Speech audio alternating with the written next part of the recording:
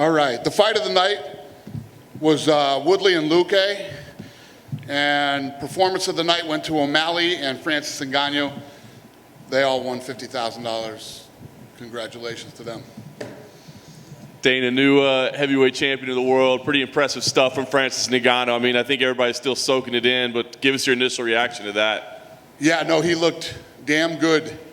He looked incredible, man, and obviously you saw a lot of things from him tonight that we hadn't seen from him in the past. Head kicks, leg kicks, really good grappling, takedown defense, scary. Yeah. It seemed a mature performance, right? I mean, it's so composed in there. We think of the power that he has, but he has a tendency to kind of rush and get a little wild sometimes. It felt like it was kind of like he's reached a new kind of mature level in his career. Did you feel that way watching him tonight? Did I feel like it was what? Like a mature performance from him. It was just much more patient and composed. Listen, he had that first fight with Stipe. He's had a lot of time to think about it, a lot of time to break down the tape and work on things that, he was deficient in the first fight, and he did his job. He looked damn good tonight. And, he even ate that big right hand that Stipe threw back at him when he was coming at him. It was a very impressive performance. Yeah. I know in his first rise to the top, he even admitted kind of that he got a little full of himself, and was feeling how he was. So now that he's on top of the world, what do you think? I mean, have you had time to talk to him or get a feel of what you think he's going to be like as a champion? I can't explain to you guys enough about how it's keeping your head together when you either get the title shot or once you get the title. There's a lot of things that go along with being the champion, and it's not as easy as just training and fighting anymore. There's a lot that goes with it. So, he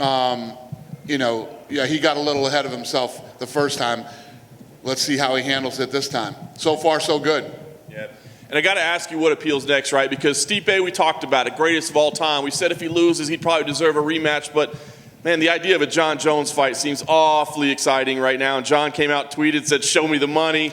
What appeals to you most? Because it seems like that would be an amazing super fight. If I'm Jon Jones and I'm home watching this fight, I start moving to 85. You think that's a fight that you'd like to put together next? I mean, I know we don't matchmake, but that sure does seem exciting. Listen, I could sit here all day and tell you, what show me the money mean? I tell you guys this all the time. If you can say you want to fight somebody, but do you really want to? Yeah. We could talk about this fight tonight, but I did want to ask you about a couple other great performances. Vicente Luque and Tyron Woodley, a great fight. I mean, a fight of the night in just one round. Just want to know what you think of both guys, right? Because it seemed like a key moment for Tyron, but that might have been the best we've seen him in forever. What's that question? What did you think about both those guys, Luque and Woodley? Because it was a great fight. Fight of the night. They came to fight. Both obviously Luque, a rising star, a kid on the up, and Woodley, who takes a lot of criticism. That kid came to fight tonight, and he went out on his shield tonight, man. He came in to fight. That's what I wanted to ask, because a lot of people said if Woodley lost tonight, maybe that's the end. But he looked good in there, right? I mean, you still want to see Tyron fight again? Listen, how old's Tyron now? 39. 39, that's 4 in a row. Yeah. Last thing I did want to ask you about was Sean O'Malley. Gets a performance of the night, bonus. Could have had one in the first round. So I just want to hear what you thought about the whole performance, right? Like, thought he had a walk-off and then ended up getting a walk-off anyway. What did you think about him as a whole? Yeah, he did it twice tonight. He looked good, coming back in after the Cheeto Vera fight, came in tonight against a real tough kid, tough, durable, and with serious punching power, and he put on a masterpiece tonight. I mean, he picked him apart, stayed on the outside, and basically did whatever he wanted to do. Hurt him, thought he finished him, and then finished him again in the third round. So you really couldn't put on a better performance than he did tonight. Dana, to your right. I walked in a little bit late, as you were already up there, so if you were asked this, I apologize. But just curious if you can comment on the poise and the patience that Francis showed tonight. Yeah, he was a completely different fighter. Like I said, we saw things from him that we'd never seen before. Head kicks, leg kicks, really good grappling, takedown defense. And he took his time and even ate that big right hand from Stipe. Yeah, he looked perfect tonight. You were upset with the way he approached the last fight, and you made your upset known. Did you have any conversation with him this time heading into the fight where you had the opposite sense that could you tell that he was going to come this way? I didn't. But after the fight, when I was up there, he came up to me and said, "Trust me, I'm a different person," and I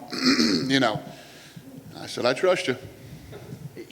Obviously you have to give a lot of credit to him, but I wonder, do you also have to look at his coaching staff? And I guess Eric Nixick deserves a lot of credit there. I mean, to work with that guy and to change him from this just, crazy attacking, person into somebody who was methodical. Even when he hurt Stipe and knocked him down that first time, he didn't just crazy bull rush him. He went with a game plan. Yeah, no, you're absolutely right. And when you think about his last 4 fights, he's demolished people immediately. And tonight, he worked on different things, leg kicks, head kicks, defended the takedown, spun around, hit Stipe with some shots. He didn't just rely on trying to go out and club him.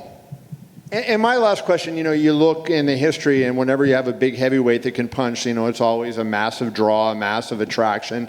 Tyson maybe being the greatest example of that. Do you think with Francis, he's got that big smile and he has a great backstory, that he can become that guy for you if he continues to do what he's been doing?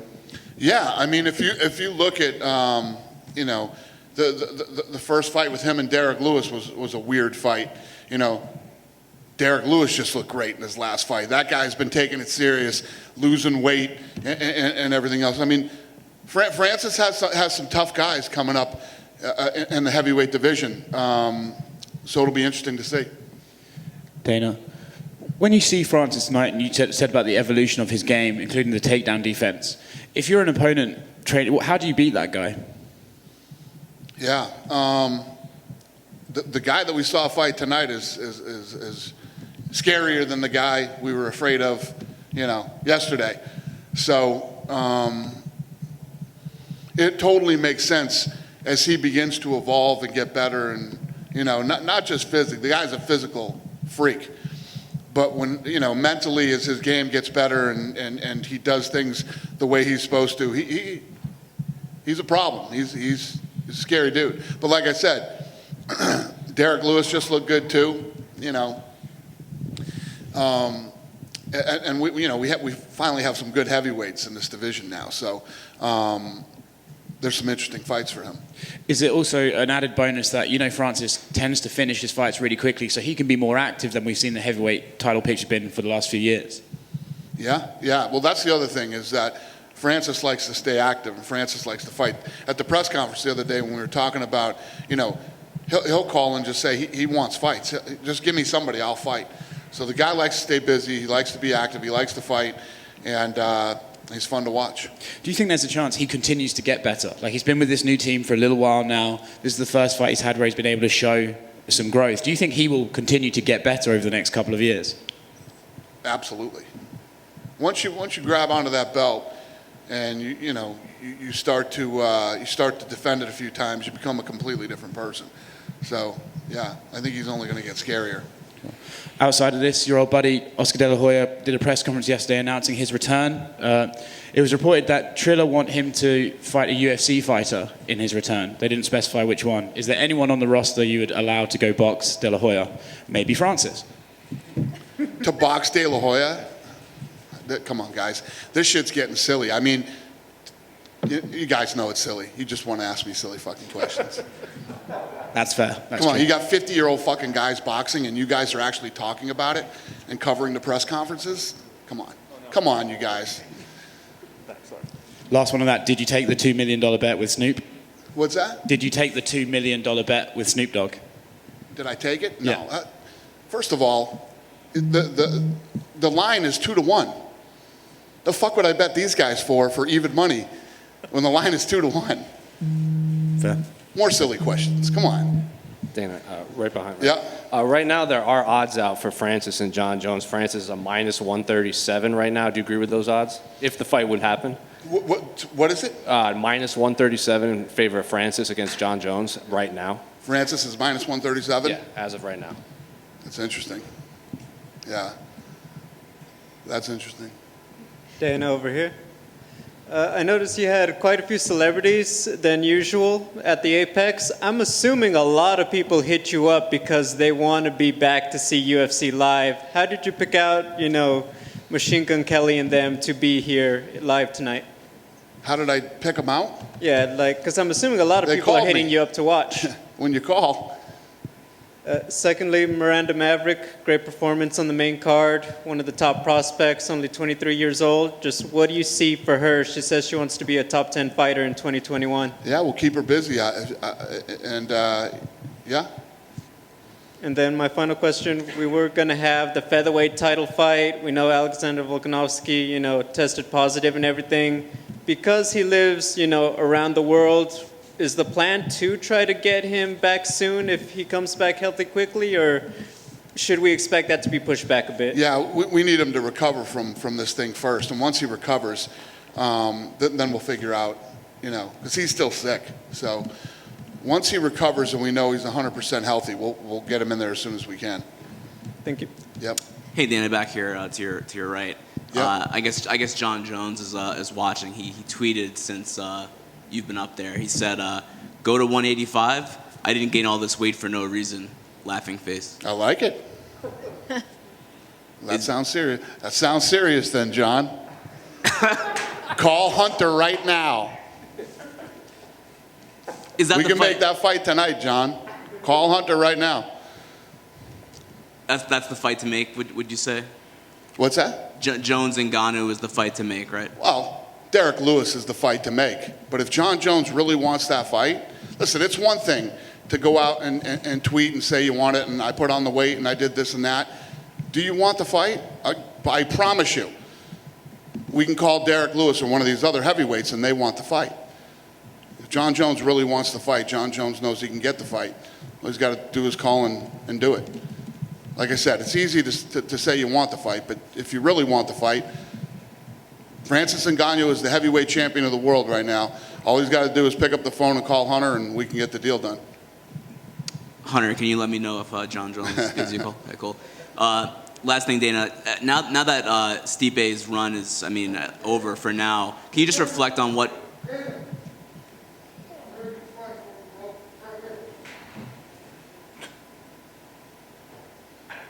That was fucking weird, huh? Holy shit. What the hell was that all about? Send him to Oscar. What did he say to me?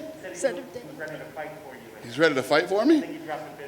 He doesn't look like he's in fighting shape.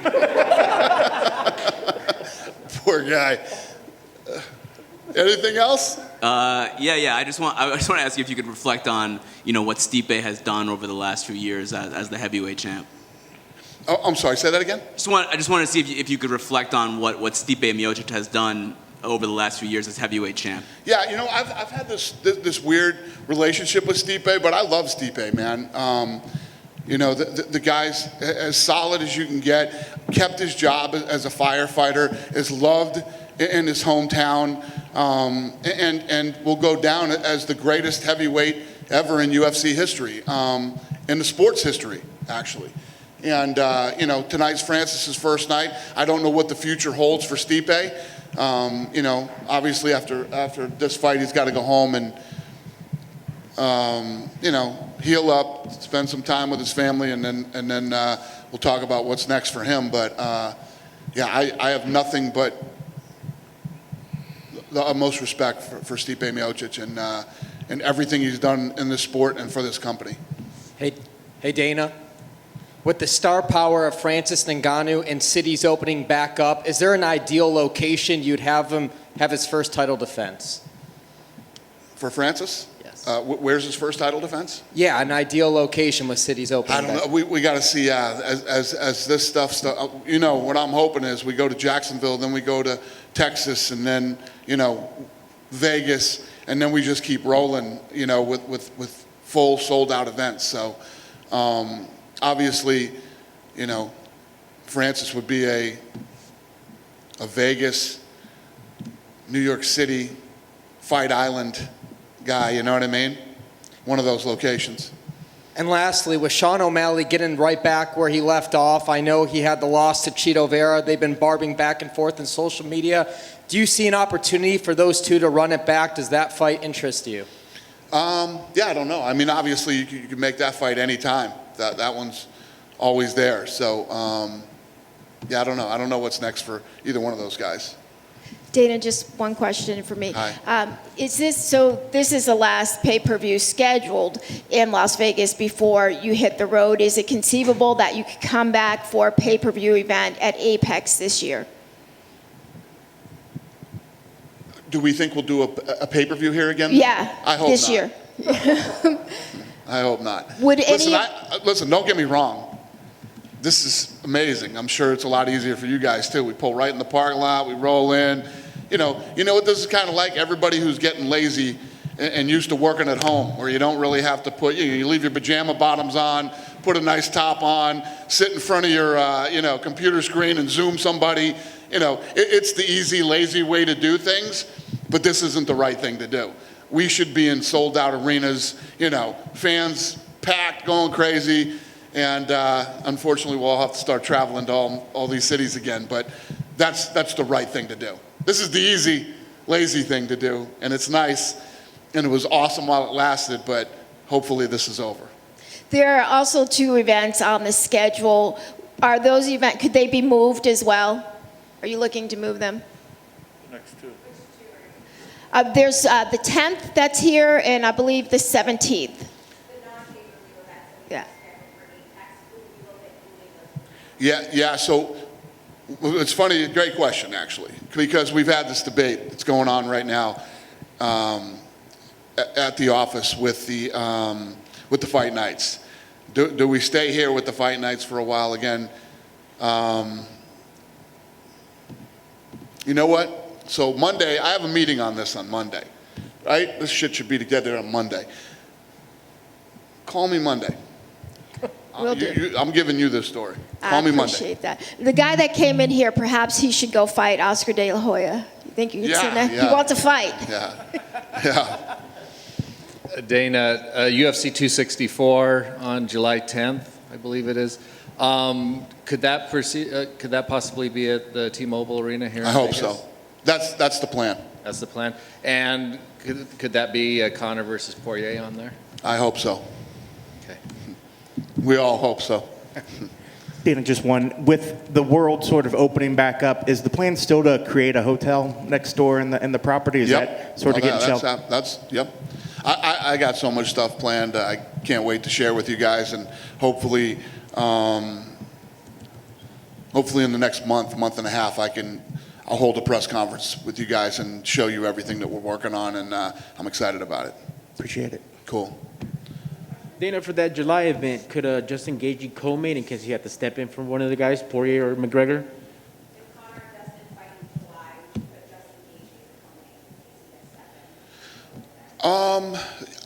Yeah, we could do that, or he would be the backup. Thank you, sir. Good night tonight. Okay. Thank you, guys. Have a good night.